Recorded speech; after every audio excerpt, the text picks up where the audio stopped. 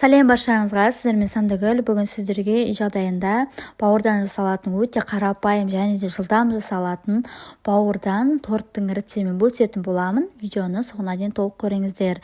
Ең алдымен бізде бауырдың осы клеенкасы болады. Осы клеенкасын алып тастайсыздар, одан кейін оны ұсақтап турап блендерге табасына саламыз. Немесе массировкаға өткізіп алсаңыздар да болады.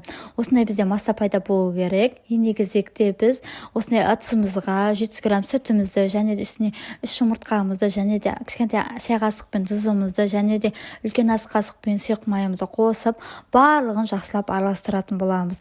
Жақсылап араласып болғаннан кейін ендігі кезекте 200 грамм ұнымызды алдын ала өлшеп аламыз да жайлап біртіндеп қосамыз. Бәрін бірден салып жібермеңіз, себебі комочка пайда болуы мүмкін. Сондықтан біртіндеп қосып араластырып алатын боламыз. Одан кейін манағы блендерден өткен бауырымызды қосамыз. Осылай тоже біртіндеп араластырып отырып, міне осындай сұйық масса пайда болу керек.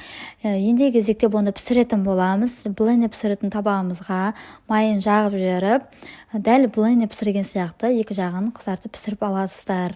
Міне достар, осылай дайындайсыздар. Өте оңай. Менде осыншама блендер пайда болды.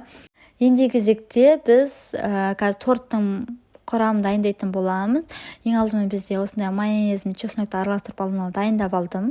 Жайлап болса біртіндеп жай отырып, біртіндеп барлығын орналастырып шығасыздар.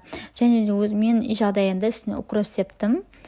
Сіздер өз қалауларыңызша жасасаңыздар да болады. Міне достар, дайын болды. Сіздер де жасап көріңіздер.